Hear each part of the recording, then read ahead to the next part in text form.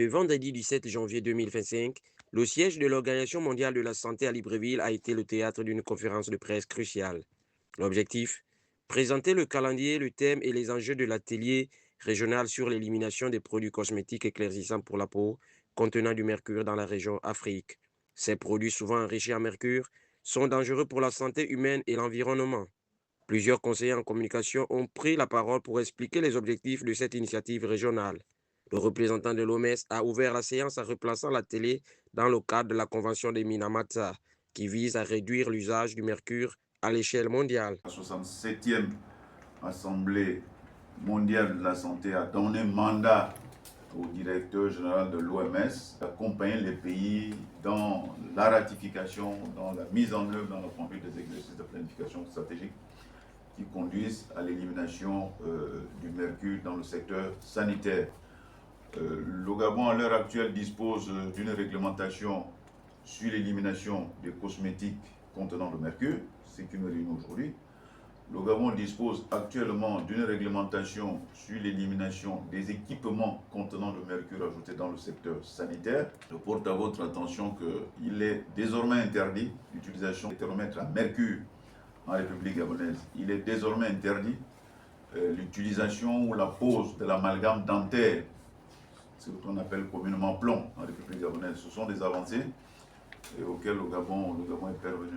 Monsieur Edgar Ndiembi Lukaga, agissant pour le compte du ministère de la Santé, a souligné le devoir du département qu'il représente face à ce phénomène. Le Gabon va effectivement accueillir cette rencontre pour essentiellement donner les outils aux populations pour savoir que d'un côté, nous avons certainement le droit de pouvoir paraître mieux aux yeux des autres, mais que ce que Dieu nous donne comme aspect physique, ce n'est pas à nous d'y échanger. Donc le ministère de la Santé a aussi cette responsabilité, c'est d'abord de présenter les conséquences de l'utilisation de ces produits, mais aussi de sensibiliser les gens sur l'importance de la santé publique. Le conseiller en communication du ministère de l'Environnement a quant à lui alerté sur l'impact environnemental des déchets générés par ces produits. Le côté environnement est très présent.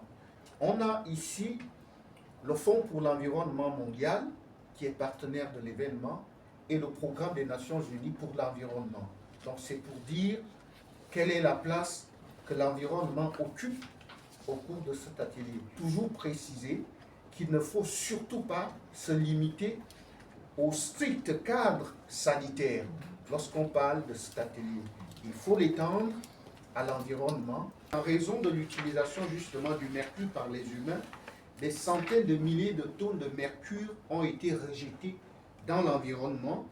À ce jour, les taux de mercure présents dans l'atmosphère sont jusqu'à 500% plus élevés que le taux naturel. Pour accompagner ce projet, le ministère de la Communication a exposé une stratégie de mobilisation des médias publics. Différents espaces sont mis à la disposition des différents médias et avec nos collègues du ministère de la Santé, du ministère de l'Environnement et de l'OMS, nous avons mis en place un plan média qui se décline en une couverture quotidienne de l'événement, à des interviews de personnalités, à des éditions spéciales et des plateaux qui recevront des experts, aussi bien de la santé que de l'environnement.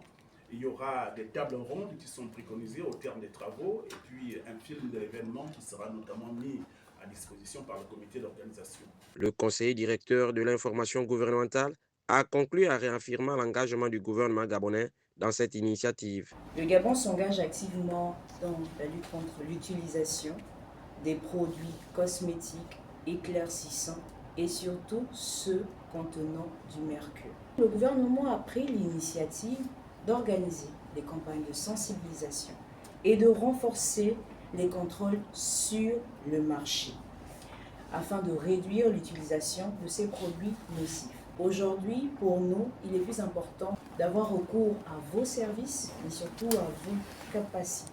Parce que nous savons que grâce à vous et par votre canal, le message finira par arriver.